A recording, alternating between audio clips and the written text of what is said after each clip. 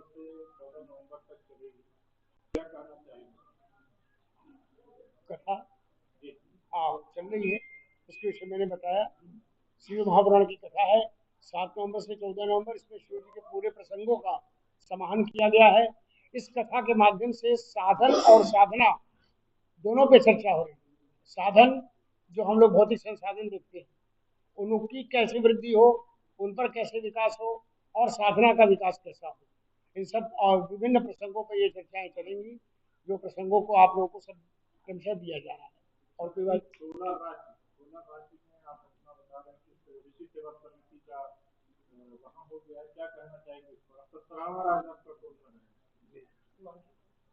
16 राज्यों में ऋषि सेवा समितियां कार्य कर रही हैं। जन सामान्य के भी कार्य चल रहे हैं, केवल कथा का ही नहीं। आपको मैं बताना चाहूंगा, ग्वालियर में नेत्र शिविर हर साल लगता है ऋषि सेवा समिति ग्वालियर के साथ के माध्यम से। और इस साल 261 लोगों का ऑपरेशन हुआ और निःशुल्क उनको दिया गया। सारी चिकित्सा, सारी दवाएं, सारी व्यवस्थाएं निःशुल्क उपलब्ध कराई गई। इसी प्रकार से ऋषि सेवा समिति चूरू के द्वारा गरीब कन्याओं के विवाह की सारी चर्चाएं होती है, गरीब कन्याओं का विवाह होता है, अनेक प्रकार के सब सारे कार्य चल रहे हैं।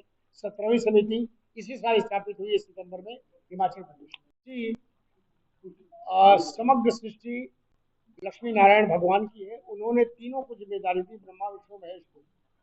शिव जी की जिम्मेदारी संहार की, क्योंकि तो सृष्टि के क्रम को संहार भी होना है।